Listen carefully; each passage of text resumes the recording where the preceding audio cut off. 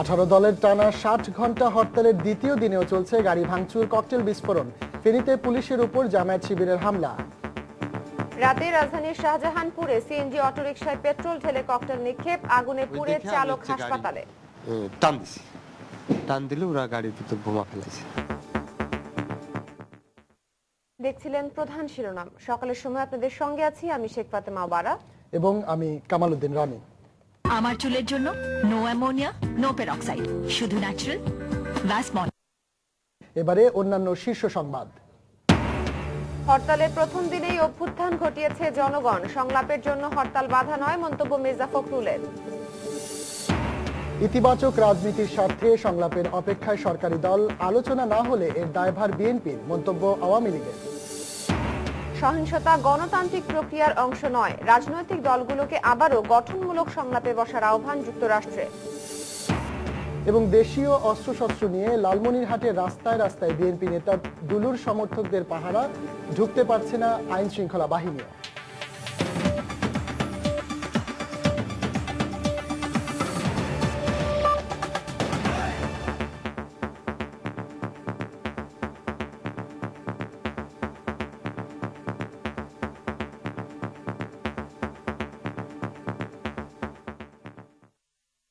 আঠারো দলের টানা 60 ঘন্টা হরতালের দ্বিতীয় দিনেও রাজধানী সহ বিভিন্ন স্থানে গাড়ি ভাঙচুর, ককটেল বিস্ফোরণ ও সংঘর্ষের ঘটনা ঘটেছে।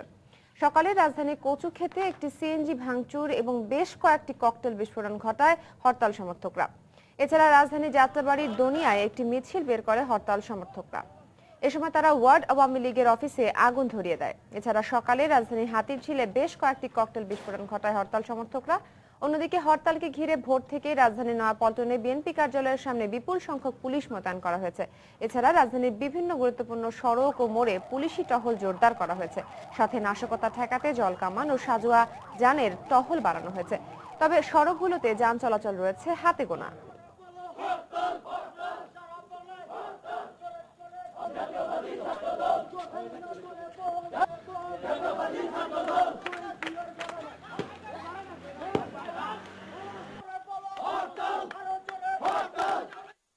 এদিকে আজ হরতালের দ্বিতীয় দিনেও ভোর থেকে নয়াপল্টনে বিএনপির দলীয় কার্যালয়ের সামনে রয়েছে আইন শৃঙ্খলা বাহিনীর বিপুল সংখ্যক সদস্য।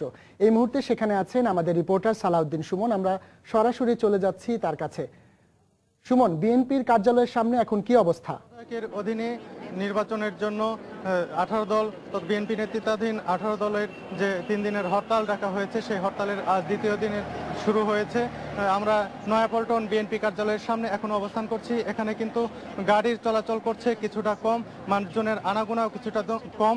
অন্যান্য স্বাভাবিক দিনে যে এরকম সকালে থাকে ঠিক সেই রকম অবস্থায় বিরাজ করছে। তবে বেলা বাড়ার পরে গাড়ি অর্থাৎ যানবাহন চলাচলের সংখ্যা বা মানুষ আনাগোনার সংখ্যা কেমন হয় সেটি আমরা জানিয়ে দেব। আপাতত এই সংখ্যাটা কিছুটা কম রয়েছে। আর কেন্দ্রীয় কার্যালয়ের সামনে কিন্তু এখন বিএনপি নেতাকর্মীদের সংখ্যা খুবই কম। তবে কার্যালয়ের মূল গেটে এখন বসে রয়েছেন বিএনপির যুগ্ম মহাসচিব রুহুল কবির রিজভী। এছাড়া আরো কিছু নেতা তার পাশে রয়েছেন। আর বিএনপি কেন্দ্রীয় কার্যালয়ের অফিসের কিছু কর্মকর্তা রয়েছেন। এছাড়া আরো একটি বিষয় জানিয়ে রাখি, কাল হরতালের প্রথম দিন ছিল। কাল সকাল থেকে কিন্তু আজ সারা রাত এবং এখন সকাল পর্যন্ত এই কেন্দ্রীয় কার্যালয়ে অবস্থান করছেন বিএনপির ভারপ্রাপ্ত মহাসচিব মির্জা ফখরুল ইসলাম আলমগীর। তিনি এখানে রয়েছেন। এখানে রুহুল কবির রিজভী কিছুক্ষণ আমাদের সঙ্গে কথা বলেছেন, অর্থাৎ সংবাদকর্মীদের সঙ্গে কথা বলেছেন। তিনি বলেছেন যে দাবিতে হরতাল ডাকা হয়েছে, সেই দাবির লক্ষ্যে কিন্তু দেশের মানুষজন সেই হরতালে কিন্তু সমর্থন জানিয়েছেন বলে তিনি দাবি করেছেন। তিনি আরো জানিয়েছেন যে সরকারের পক্ষ থেকে এই হরতাল দমন করার জন্য নির্যাতন চালানো হচ্ছে বলে তিনি অভিযোগ করেছেন। এছাড়া এই বিএনপির কেন্দ্রীয় কার্যালয় কিন্তু একটি সারা দেশে যে তারা আন্দোলন সংগ্রাম করছে এর সমন্বয় কেন্দ্র হিসেবে কিন্তু ব্যবহার করা হচ্ছে। এখানে সারা দেশে কোথায় কি ঘটছে সেটি কিন্তু এখান থেকে জানিয়ে দেওয়া হবে। কখন ব্রিফিং হবে সেটি আমরা আপনাদেরকে জানাবো, সেই তথ্যটি আপনাদেরকে জানাবো। তবে এখন পর্যন্ত আমাদের জানানো হয়নি যে কখন এখানকার হরতালের সার্বিক পরিস্থিতি বিএনপির পক্ষ থেকে তুলে ধরা হবে। এই ছিল এখানকার সার্বিক পরিস্থিতি। আরো একটি বিষয় জানিয়ে রাখি, সেটি হচ্ছে সকাল থেকে কিন্তু এখানে আইন শৃঙ্খলা রক্ষাকারী বাহিনীদের মোতায়েন করা হয়েছে। এখানে পুলিশ রয়েছে, র্যাব রয়েছে এবং গোয়েন্দা নজরদারি বৃদ্ধি করা হয়েছে। বিশেষ করে অন্যান্য হরতালে যেসব এলাকায় পিকেটিং হতো সেই সব এলাকায় কিন্তু গোয়েন্দা নজরদারি বাড়ানো হয়েছে। এই ছিল নয়াপল্টন এলাকার হরতালের সর্বশেষ পরিস্থিতি। ধন্যবাদ সুমন আপনাকে। এদিকে বন্দরনগরী চট্টগ্রামে ঢিলেঢালাভাবে শুরু হয়েছে 18 দলের টানা 60 ঘন্টা হরতালের দ্বিতীয় দিন। এই মুহূর্তে চট্টগ্রামের কাজীর দেউরি মোড়ে আছেন আমাদের রিপোর্টার হাজিরা শিউলি। আমরা সরাসরি চলে যাচ্ছি তার কাছে। শিউলি, হরতালের দ্বিতীয় দিনে বন্দরনগরীর কি অবস্থা?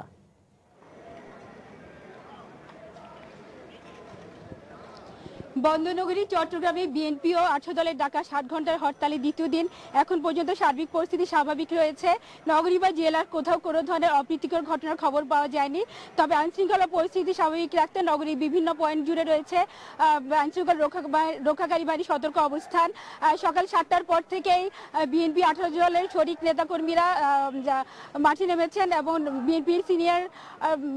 নগর বিএনপির সভাপতি আমির খসরু মাহমুদ চৌধুরী এবং কেন্দ্রীয় বিএনপি ভাইস চেয়ারম্যান আব্দুল্লাহ নোমানের নেতৃত্বে কিছুক্ষণ আগেই কাজীদের মোড় এলাকা থেকে একটি মিছিল বিএনপি কার্যালয়ের দিকে পৌঁছেছে এবং সেখানে তারা মিছিল সমাবেশ করছেন এই মুহূর্তে। এছাড়া তারা আমাদেরকে জানিয়েছেন যে আজকে তারা নগরীর দেওয়ানহাট মোড়, পতেঙ্গা সহ বিভিন্ন এলাকায় পৃথকভাবে সমাবেশ করবেন। তবে এখন পর্যন্ত নগরীর সার্বিক অবস্থা শান্তিপূর্ণ রয়েছে এবং বেলা বাড়ার সাথে যানবাহন চলাচল কিছুটা বাড়তে শুরু করেছে। তবে যাত্রীবাহী যান এখনো কিছুটা কম রয়েছে, ফলে অফিসগামী যাত্রীদের কিছুটা দুর্ভোগ পোহাতে হচ্ছে। তবে আজ চট্টগ্রাম থেকে দূরপাল্লার কোনো বাস ছেড়ে যায়নি। তবে এখনো কোথাও কোনো ধরনের ভাঙচুর বা অগ্নিসংযোগের খবর পাওয়া যায়নি এবং জেলার বিভিন্ন স্থানেও কড়া নিরাপত্তা ব্যবস্থা নিয়েছে বলে আমরা জানতে পেরেছি। এই মুহূর্তে আমার পাশ দিয়ে চলে যাচ্ছে একটি মিছিল বিএনপি কার্যালয়ের দিকে এবং খণ্ডখণ্ড মিছিল নিয়ে কিছুক্ষণ পরপরই বিএনপি এবং বিভিন্ন অঙ্গ সংগঠনের মিছিল দলীয় কার্যালয়ের দিকে যাচ্ছে এবং তারা কিছুক্ষণ পরপরই মিছিল সমাবেশ করছেন। তবে এখনো আমি এখন যেখানে দাঁড়িয়েছি কাজীদেউরি মোড়, সেখানে যানবাহন চলাচল কিছুটা কম। তবে নগরীর আগ্রাবাদ, ওয়াসা এবং জিসি মোড় এলাকায় যানবাহন চলাচল করছে। তবে আজ বন্দরনগরী দেশের বৃহত্তম সমুদ্র বন্দর চট্টগ্রাম বন্দরে পণ্য ডেলিভারি এখনো হচ্ছে না। রাতের বেলায় সন্ধ্যার পর কিছু পণ্য সীমিত পরিমাণ ডেলিভারি হয়। তবে বন্দরে কন্টেনার হ্যান্ডলিং কার্যক্রম স্বাভাবিক রয়েছে এবং পণ্য ওঠানামাও স্বাভাবিক রয়েছে। আজ চট্টগ্রাম থেকে সবগুলো ট্রেনই যথাসময়ে ছেড়ে গেছে। এই ছিল আমার কাছে চট্টগ্রাম হরতালের সর্বশেষ খবর। রনি, ধন্যবাদ শিউলি আপনাকে। দর্শক, কাজীর দেউরি মোড় থেকে সর্বশেষ চট্টগ্রামের অবস্থা জানাচ্ছিলেন আমাদের রিপোর্টার। এদিকে 60 ঘন্টার হরতালের দ্বিতীয় দিনে সকালে ফেনীতে পুলিশের উপর হামলা চালিয়েছে জামায়াত শিবির। এতে দুপক্ষের মধ্যে সংঘর্ষ হয়। এদিকে হরতাল সমর্থকদের সাথে ধাওয়া পাল্টা ধাওয়া সহ সংঘর্ষে ভৈরবে 3 পুলিশ সদস্য সহ 5 জন আহত হওয়ার খবর পাওয়া গেছে। এছাড়া দেশের আর কোথাও কোনো অপ্রীতিকর ঘটনার খবর পাওয়া যায়নি। 18 দলীয় জোটের ডাকা টানা 60 ঘন্টার হরতালের দ্বিতীয় দিনে ফেনীতে পুলিশের সাথে জামায়াত শিবিরের নেতাকর্মীদের সংঘর্ষ হয়েছে। ভোরে পিকেটাররা শিশু নিকেতন, সোনালী ব্যাংক মোড় এবং কোম্পানি রোড এলাকায় মিছিল বের করলে পুলিশ বাধা দেয়। এতে মিছিলকারীরা তাদের উপর চড়াও হয়। ময়মনসিংহের রাস্তায় টায়ার জ্বালিয়ে বিক্ষোভ করেছে 18 দলীয় জোটের নেতাকর্মীরা। সকালে শহরের সানকিপাড়া এলাকায় রাস্তায় টায়ার জ্বালিয়ে যান চলাচল বাধা দেয় তারা। টানা হরতালের দ্বিতীয় দিনে ভোরে বন্দরনগরী চট্টগ্রামে হরতাল পরিস্থিতি স্বাভাবিক বলে খবর পাওয়া গেছে। নগরীর কোথাও কোনো অপ্রীতিকর ঘটনার খবর পাওয়া যায়নি। এদিকে সকালে শহরের কাজীর দেউরি মোড় থেকে বিএনপি নেতাকর্মীরা একটি বিক্ষোভ মিছিল বের করে। কিছুদূর এগিয়ে যাওয়ার পর পুলিশি বাধায় মিছিলটি অন্যত্র সরে যায়। বরিশালে ঢিলেঢালাভাবে চলছে 18 দলীয় জোটের ডাকা টানা 60 ঘন্টার হরতালের দ্বিতীয় দিন। সকালে নগর বিএনপির সভাপতির নেতৃত্বে একটি মিছিল বের হয়ে গুরুত্বপূর্ণ সড়ক প্রদক্ষিণ করে। মিছিল শেষে নগরীর টাউন হল চত্বরে সমাবেশ করে তারা। এছাড়া ব্রাহ্মণবাড়িয়া এবং সিলেটে শান্তিপূর্ণভাবে হরতাল পালনের খবর পাওয়া গেছে।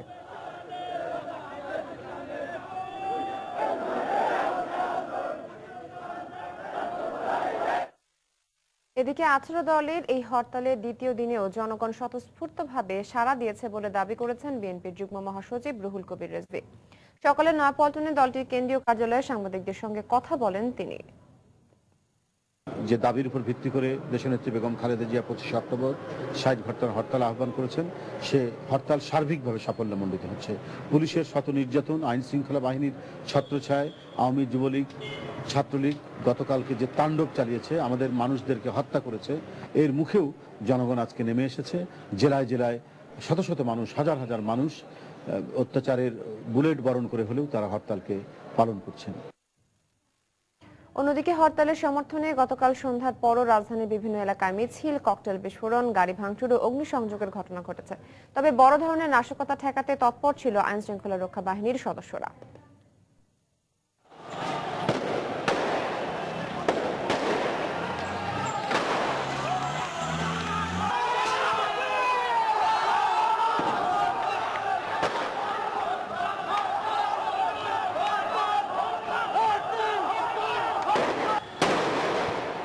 সন্ধ্যায় রাজধানীর পল্টনে হরতালের সমর্থনে শিবির কর্মীরা একটি মিছিল বের করে। এ সময় মিছিল থেকে প্রায় 20 থেকে 25টির মতো ককটেলের বিস্ফোরণ ঘটানো হয়। একই সাথে বেশ কিছু গাড়ি ভাঙচুর সহ রাস্তায় পেট্রোল ঢেলে আগুন ধরানোর চেষ্টা করে তারা। এছাড়াও শাহবাগ মোড়ে একটি বাসে আগুন দেয় হরতাল সমর্থকরা। এদিকে ঢাকা বিশ্ববিদ্যালয়ের টিএসসি এলাকায় 5টি, জহুরুল হক হলে 2টি এবং কাটাবন এলাকায় 2টি ককটেল ফাটায় পিকেটাররা। গতরাত 8:30টার দিকে রাজধানীর শাহজাহানপুরে একটি সিএনজি অটোরিকশায় পেট্রোল ঢেলে ককটেল নিক্ষেপ করলে আগুনে পুড়ে যায় চালকের শরীর। তাকে ঢাকা মেডিকেল কলেজ হাসপাতালে ভর্তি করা হয়েছে। বিস্তারিত এমআর আমিনের প্রতিবেদনে। রাত 11টা। শিশু হাফিজুল জানে না কে বা কারা কি কারণে আগুনে পুড়িয়ে দিয়েছে তার বাবাকে। হরতাল হলেও জীবিকার তাগিদে রোববার সিএনজি অটোরিকশা নিয়ে রাস্তা নামতে বাধ্য হন আইয়ুব আলী। রাত 8:30টার দিকে শাহজাহানপুর ফ্লাইওভারের নিচে আমতলার কাছে কয়েকজন যুবক এগিয়ে এলে গাড়ি স্লো করেন তিনি। এই সময় ওই যুবকরা পেট্রোল ঢেলে সিএনজি অটোরিকশায় ককটেল ছুড়ে মারে। এতে আগুন ধরে গেলে গাড়ির ভেতরে থাকা আইয়ুব আলীর শরীরও পুড়ে যায়। বুঝতে পারি নেই যে ওরা আমার গাড়িতে আগুন বা বোম মারবে। আমি মনে করছি মনে হয় কোনো রুগী টুগী আছে, যার কারণে গাড়ি স্লো করছি। স্লো করলে ওরা দেখি যে গাড়ির ভিতরে পেট্রোল ঢালতেছে। ওই দেখে আমি গাড়ি টান দিছি। টান দিলে ওরা গাড়ির ভিতর বোমা ফেলেছে। গাড়ি চালাতে নামিছে তত ওই মানুষে ওই বোম মারিছে, বোম মারিয়ে এই সমস্যা হয়েছে। আমিও সিএনজি চালাই। আমি আজকে নামার সময় বাইরে আমি বলেছি যে ভাই দেখে শুনে চালাইয়েন গাড়ি। রাত 9:30টার দিকে ঢাকা মেডিকেলের বার্ন ইউনিটে নেয়ার পর কর্তব্যরত চিকিৎসক জানান কর্মক্ষম হতে তার অন্তত 6 মাস সময় লাগবে। ফিজিক্যালি সে আনেবল না হইলে হয়তো তারপরে ফিরতে গেলে ধরেন 5-6 মাসের মতো সময় লাগবে। আইয়ুব আলীর 3 সন্তানের মধ্যে বড় ছেলে 7ম শ্রেণীতে ও মেয়েটি 1ম শ্রেণীতে পড়ে। পরিবারের একমাত্র উপার্জনক্ষম মানুষটির এই অবস্থায় দিশেহারা তার পরিবার। এমআর আমিন, সময় সংবাদ, ঢাকা। এদিকে হরতালের প্রথম দিনে গতকাল সংঘর্ষ, ককটেল বিস্ফোরণ, অগ্নিসংযোগ এবং ভাঙচুরের ঘটনায় বিভিন্ন স্থানে কমপক্ষে 5 জন নিহত হয়েছে। অন্যদিকে নাশকতার ঘটনায় পুলিশ দেশের বিভিন্ন স্থান থেকে আটক করেছে 1/2 শতাধিক। আমাদের ব্যুরো প্রতিবেদক ও জেলা প্রতিনিধিদের পাঠানো তথ্য ও ছবি নিয়ে এবারে রিপোর্ট। ফেনীতে হরতাল সমর্থনকারীদের সাথে পুলিশের সংঘর্ষে 5 পুলিশ সহ অন্তত 20 জন আহত হন। রোববার সকাল 11টার দিকে জেলার শহীদ শহীদুল্লাহ কায়সার সড়কে একটি মিছিল বের করে হরতাল সমর্থকরা।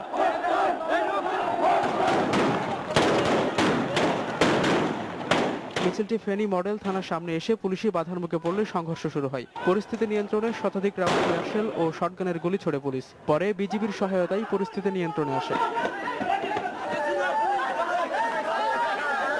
ফরিদপুরের নগরকান্দায় বিএনপি পুলিশ সংঘর্ষে 1 জন নিহত ও অন্তত 10 জন আহত হন। রোববার সকালে শহরের প্রধান সড়কগুলোতে গাছের গুঁড়ি ফেলে এবং টায়ার জ্বালিয়ে অবরোধ করে হরতাল সমর্থকরা।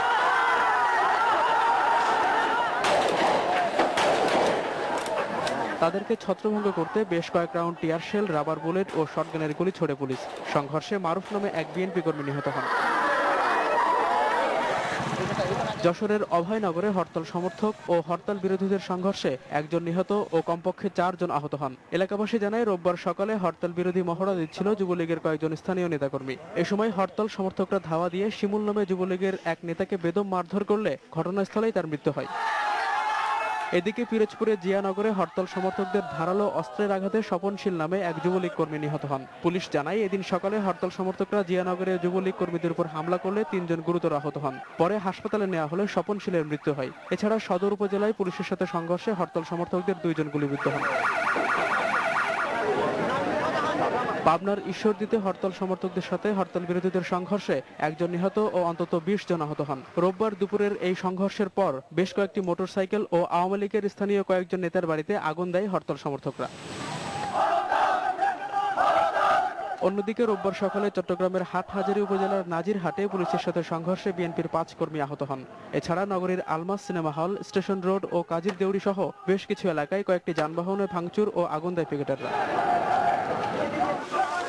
জয়পুরহাটের সৈয়দপুর থেকে খুলনাগামী একটি ট্রেনে ভাঙচুর করে আগুন দেয় পিকেটাররা।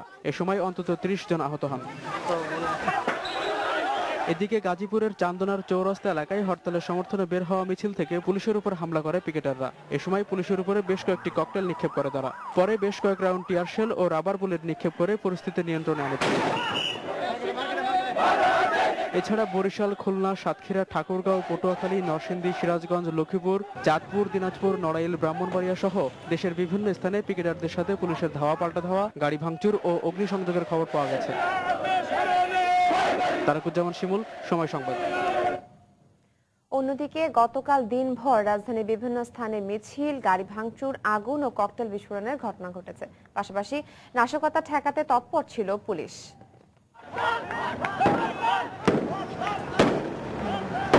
18 দলের ডাকা টানা 60 ঘন্টা হরতালের প্রথম দিনে সকাল থেকে রাজধানীর বিভিন্ন জায়গায় গাড়ি ভাঙচুর, আগুন ও ককটেল বিস্ফোরণের মতো ঘটনা ঘটে। বেলা 12টার দিকে ধোলাইপাড়ের একে স্কুলের সামনে থেকে মিছিল বের করে ছাত্রদল।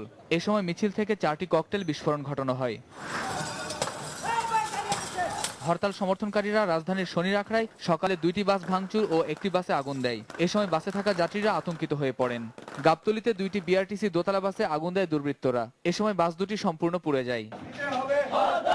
এছাড়া রাজধানীর নদ্দা ও নাবিস্কো এলাকায় সকালের দিকে একাধিক ককটেল বিস্ফোরণ ঘটায় হরতাল সমর্থনকারীরা। এ সময় পুলিশের সাথে ধাওয়া পাল্টা ধাওয়ার এক পর্যায়ে একজনকে আটক করে পুলিশ।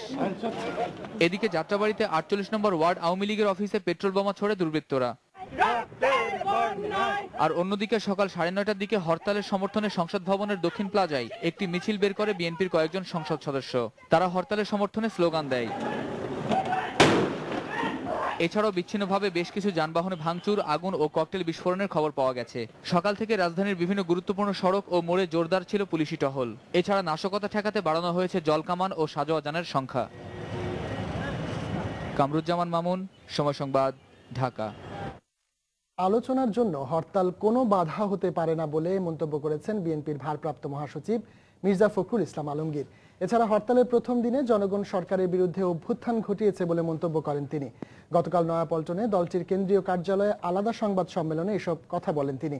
অন্যদিকে একই দিন ধানমন্ডিতে আওয়ামী লীগের সভাপতিমণ্ডলীর সদস্য মতিয়া চৌধুরী বলেছেন, কোনো কারণে সংলাপ না হলে তার দায় বিরোধী দলের উপরই বর্তাবে। 18 দলীয় জোটের ডাকা টানা 3 দিনের হরতাল কর্মসূচির প্রথম দিন ভোরে নয়াপল্টনে বিএনপির কেন্দ্রীয় কার্যালয়ে প্রবেশ করেন দলটির ভারপ্রাপ্ত মহাসচিব মির্জা ফখরুল ইসলাম আলমগীর।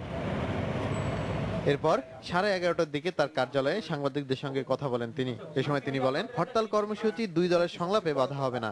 আমি মনে করি যে এটা কোনো অন্তরায় হওয়ার কথা নয়। 28 তারিখে হবে না, 29 তারিখে হতে পারে, 30 তারিখে হতে পারে। এবং আমাদের নেত্রী পরিষ্কার করে বলেছেন যে 29 তারিখের পরে যে কোনো সময় আমি আলোচনায় বসতে রাজি আছি। সুতরাং এটাকে আপনার কোনো অজুহাত হিসেবে দেখানোটা সঠিক হবে বলে আমি মনে করি না।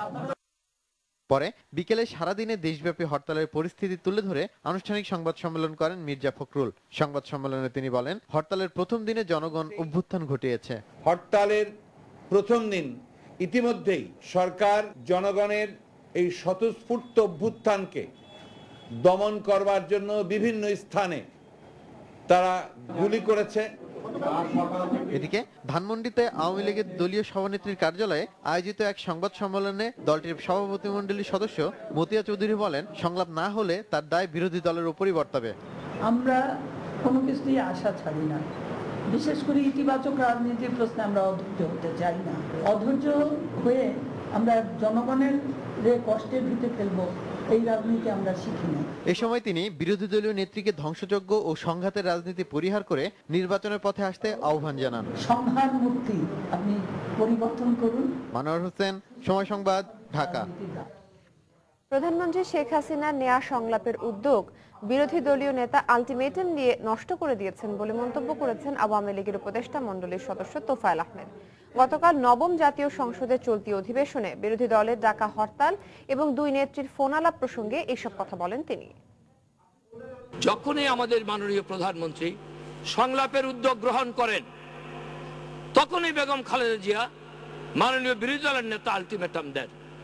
এর আগেও নেত্রী যখন উদ্যোগ নিয়েছিলেন 4 মে আলটিমেটাম 48 ঘন্টা আলটিমেটাম দিয়ে সেটা নস্যাৎ করেছে। যিনি ছিলেন একটা দেশের প্রধানমন্ত্রী, যিনি আজ বিরোধী দলের নেতা, তিনি তার কথা রাখেন নাই। তাহলে টেলিফোন করে মাননীয় প্রধানমন্ত্রী সেই উদ্যোগটি গ্রহণ করেছিলেন, কিন্তু বিরোধী দলের নেত্রী তার হরতালের কর্মসূচি পালন করে চলেছেন।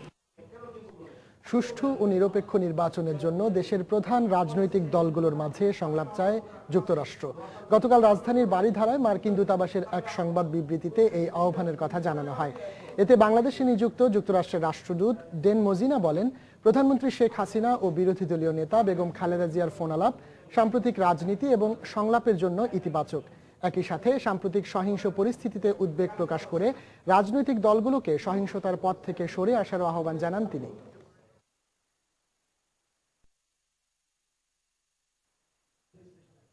সকালের সময় আরো থাকছে, রাজনৈতিক সমঝোতার পথ উন্মুক্ত রাখতে নির্বাচনী আচরণবিধি তৈরিতে বিলম্ব চূড়ান্ত হচ্ছে এ সপ্তাহেই, জানালেন সিইসি।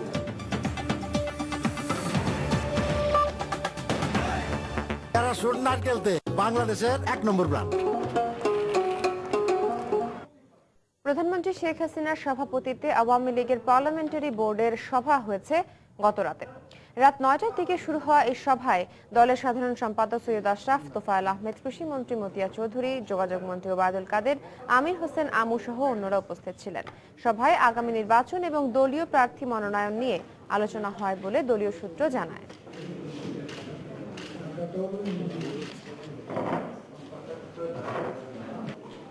মিরপুরের সকালে হরতাল সমর্থকরা একটি সিএনজি ভাঙচুর করে এবং বেশ কয়েকটি ককটেল বিস্ফোরণ ঘটায়। এই মুহূর্তে সেখানে আছেন আমাদের রিপোর্টার সঞ্জীব রায়। আমরা সরাসরি চলে যাচ্ছি তার কাছে। সঞ্জীব, হরতালের কি অবস্থা?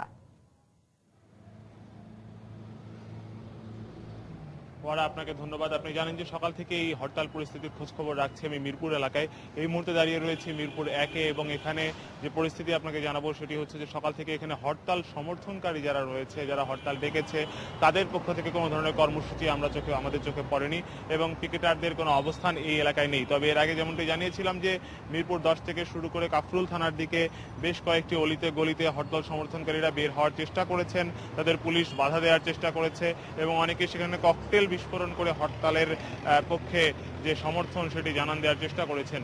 অনেকেই মিছিল করার চেষ্টা করেছেন কিন্তু মিছিল করতে পারেননি। কিছুক্ষণ আগে আমি ঘুরে এসেছি শ্যামলী, আদাবর এই এলাকাগুলোতে এবং সেখানকার পরিস্থিতির কথা যদি বলি যে শ্যামলী এলাকার 2-3টি ভেতরের গলিতে, ভেতরের রাস্তায় হরতাল সমর্থনকারীরা, যুবদল, স্বেচ্ছাসেবক দলের নেতাকর্মীরা মিছিল বের করার চেষ্টা করে এবং গলির ভিতরেই তারা ককটেল ফুটিয়ে জনমনে আতঙ্ক তৈরি করে আবারও সেই স্থান ত্যাগ করে এবং পুলিশের চোখ ফাঁকি দিয়ে এগুলো তারা করার চেষ্টা করছে। যখনই পুলিশ সদস্যরা এই সকল রাস্তাগুলোতে বা গলিগুলো থেকে এ ধরনের ককটেল বিস্ফোরণের শব্দ শুনছে তখন তারা সেই গলিগুলোর ভিতর প্রবেশ করছে এবং টহল চালাচ্ছে, কিন্তু আমরা কাউকে আটক করার এখনো পর্যন্ত কোনো খবর পাইনি।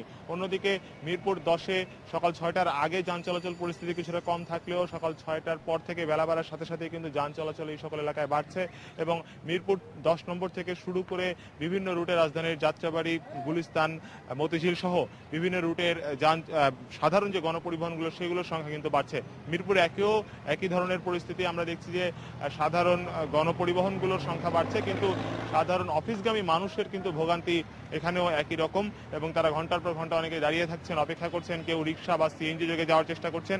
এই এলাকার মহাসড়কগুলোতে পুলিশ সহ র্যাবের টহল বাহিনী রয়েছে, তারা প্রত্যেকটি মোড়ে মোড়েই অবস্থান নিয়েছে এবং সন্দেহজনক কাউকে দেখলে তল্লাশিও চালাচ্ছে। তো কিছুক্ষণ পরেই এই মিরপুর 1 নম্বরে আওয়ামী লীগ সহ তার অঙ্গ সহযোগী সংগঠনগুলোর পক্ষ থেকে একটি বড় ধরনের কর্মসূচি রয়েছে, হরতাল বিরোধী কর্মসূচি। তো সেই কর্মসূচিটি হয়তো বেলা 10টার পর থেকে শুরু হবে। আমরা তখন আবারও এখানকার পরিস্থিতি আপনাদের জানাবো। এই ছিল মিরপুর এলাকার হরতাল পরিস্থিতির সর্বশেষ খবর। ধন্যবাদ সঞ্জীব আপনাকে।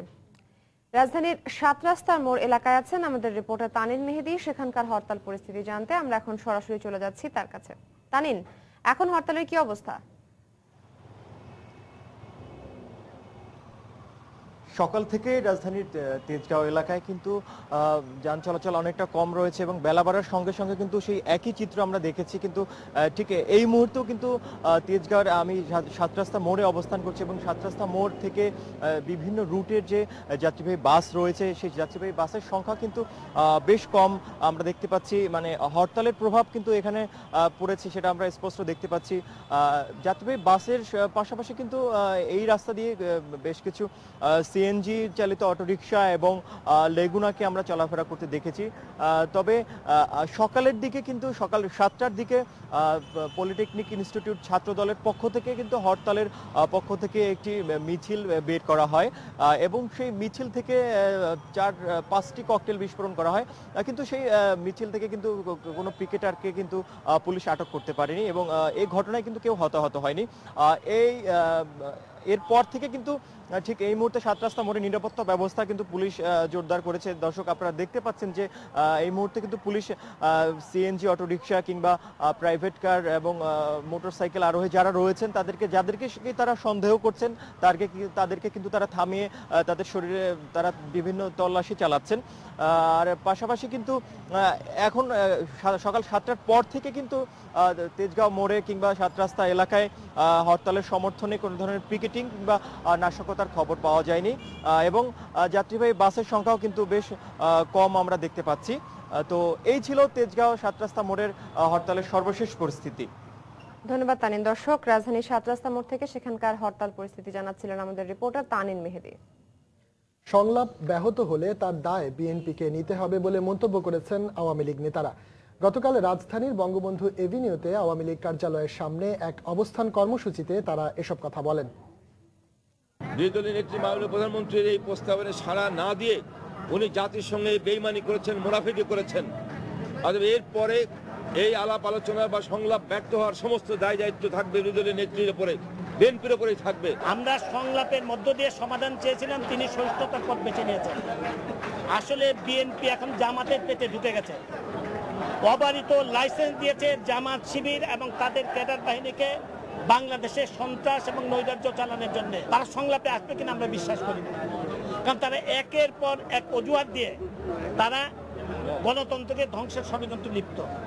তারা আইএসআই প্রেসক্রিপশন অনুযায়ী চলছে। জনতা শেখ হাসিনার ওনার নির্দেশে আমরা ধৈর্য ধরেছি, ধৈর্যের বাঁধ ভেঙে যাওয়ার একটা শেষ পর্যায়ে তার সব দায় দায়িত্ব জামাত শিবির খালেদা জিয়া। তাকে এই এদের শায়েস্তা না করা পর্যন্ত দেশ শান্তি হবে না ভাই। তাদের জন্য আমাদের রাজপথ থেকেই সেই ব্যবস্থা নিব। নিয়ে দিচ্ছি এখন পর্যন্ত শীর্ষ সংবাদগুলো।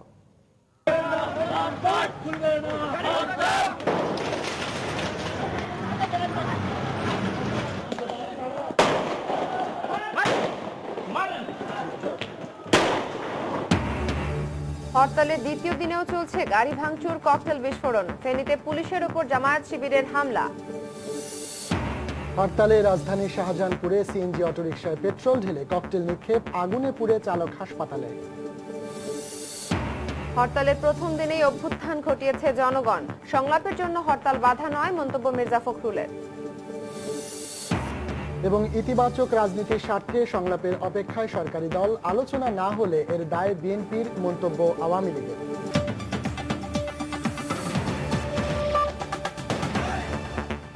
ননস্টিকি প্যারাশুট বেলিফুল লাইট, যা চুলকে করে আরো আকর্ষণীয়। দেশীয় অস্ত্রশস্ত্র নিয়ে লালমনিরহাটের রাস্তায় রাস্তায় পাহারা বসিয়েছে বিএনপি নেতা দুলুর সমর্থকরা। লাঠি, হকস্টিক এবং তীর ধনুক নিয়ে এতে অংশ নিচ্ছে 10,000-এরও বেশি লোক। এতে সাধারণ কেউ তো নয়, পুলিশ সহ আইন শৃঙ্খলা বাহিনীর সদস্যরাও ঢুকতে পারছেন না এলাকাগুলোতে। তারিকুল ইসলামের ক্যামেরায় রতন সরকারের রিপোর্ট। সন্ধ্যার পর লালমনিরহাটের কোনো গ্রামে ঢুকতে গেলে এভাবেই স্থানে স্থানে পথ আগলে দাঁড়াবে একদল সশস্ত্র মানুষ। ঠিকঠাক পরিচয় আর উদ্দেশ্য জানাতে না পারলে দুর্ভেদ্য এই প্রাচীর পার হওয়া একেবারে অসম্ভব। আর প্রশাসন বা পুলিশের লোক এই গ্রামগুলোতে পুরোপুরি নিষিদ্ধ এখন। মন্ত্রীর জন্য জীবন দেব, এইভাবে ঠকাবো, এইভাবে জীবন দেব। 100টা মারা গেলে আমরা রাস্তায় থাকবো, রাস্তাতে প্রতিহত হবো না। মন্ত্রী ছাড়া আমরা জানি বুঝি যে মন্ত্রী আমাক না গেছে। লাঠিবাসী, হকিস্টিক, তীরধনুক ও দেশীয় অস্ত্রশস্ত্র নিয়ে এই প্রহরার উদ্দেশ্য জানালেন স্থানীয় বিএনপি নেতা ও সাবেক উপমন্ত্রী অধ্যক্ষ আসাদুল হাবিব দুলু। আমরা আমাদের যেমন নিরাপত্তা, যেমন সরকারের মন্ত্রী বলেন যে 18 দলের নেতৃবৃন্দ, বিএনপি নেতৃবৃন্দকে ধরে উত্তম মধ্যম দিয়ে তারা পুলিশকে দিবে।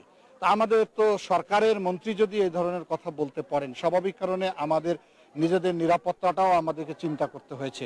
জেলার পুলিশ সুপার মোবাইল ফোনে এই সশস্ত্র প্রহরার কথা স্বীকার করে জানান, রক্তপাত এড়াতে বাধা না দেওয়ার কৌশল গ্রহণ করা হয়েছে। এখন পুলিশ তো ঢুকলে আপনার হানাহানি হবে, বিরাট রক্তক্ষয়ী সংঘর্ষ হবে।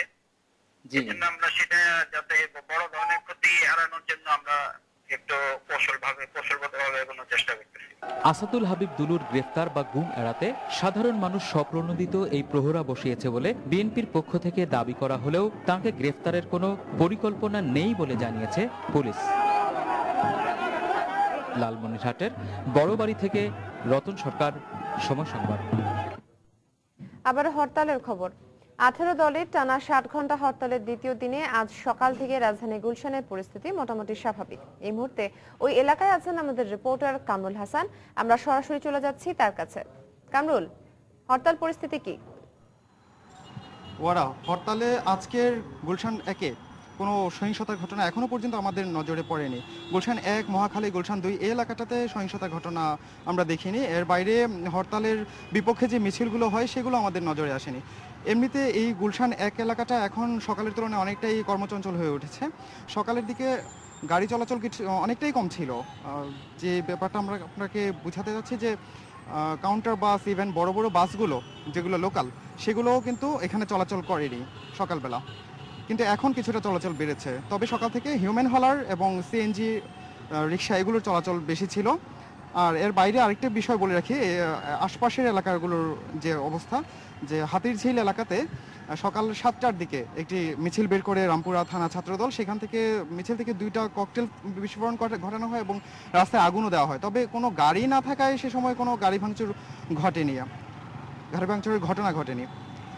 এর বাইরে নিরাপত্তার ব্যাপারটি বলবো যে প্রতিটি মোড়ে মোড়ে কিন্তু পুলিশের উপস্থিতি আছে। এর ফাঁকেই যে অলি গলিগুলো, সেগুলোতে হরতালকারীরা অনেক সময় বিশৃঙ্খলা ঘটানোর চেষ্টা করেন কিংবা ককটেল ফোটানোর চেষ্টা করেন। তো এতটুকুই ছিল আমার কাছে গুলশান এবং তার আশপাশের এলাকার সর্বশেষ হরতাল চিত্র। কামরুল, আপনাকে অসংখ্য ধন্যবাদ। 2014 আইসিসি টি20 বিশ্ব আসরের উদ্বোধনী অনুষ্ঠান এবং ফাইনাল হবে মিরপুরের শেরি বাংলা ক্রিকেট স্টেডিয়ামে। তবে আয়োজক হলেও এই আসরে খেলার নিশ্চয়তা পাচ্ছে না টাইগাররা, কারণ জিম্বাবুয়ে এবং প্রাথমিক বাছাই পর্ব পেরিয়ে আসা 6 দলের সাথে শেষ 2টি স্থানের জন্য লড়তে হবে তাদেরকে। আইসিসি এবং বাংলাদেশ ক্রিকেট বোর্ডের যৌথ উদ্যোগে ঢাকায় আয়োজিত 2014 টি20 বিশ্বকাপের সময়সূচি নির্ধারণ ও টিকিট বিক্রি শুরুর এক অনুষ্ঠানে আজ এসব তথ্য জানানো হয়েছে। আয়োজনে আইসিসি ও বিসিবি কর্মকর্তাদের পাশাপাশি উপস্থিত ছিলেন বাংলাদেশ জাতীয় দলের ক্রিকেটাররাও। অনুষ্ঠানে জানানো হয়, আগামী 16 মার্চ শুরু হওয়া এই আসর শেষ হবে 6 এপ্রিল। ছেলে ও মেয়ে 2 বিভাগের ফাইনাল হবে ঢাকায়। তবে মেয়েদের খেলা কক্সবাজার স্টেডিয়ামে হবার কথা থাকলেও শেষ পর্যন্ত সিলেটে সরিয়ে নেওয়া হয়েছে সেগুলো। এছাড়া ছেলেদের খেলা হবে ঢাকা ও চট্টগ্রামের জহুর আহমেদ চৌধুরী স্টেডিয়ামে। এছাড়া এই আসরে টিকিট বিক্রি শুরু হবে আগামী 10 নভেম্বর, আর টিকিটের সর্বনিম্ন মূল্য রাখা হয়েছে 50 টাকা। সকালের সময়ের পর্যায়ে শীর্ষ সংবাদগুলো জানিয়ে দিচ্ছি আরেকবার।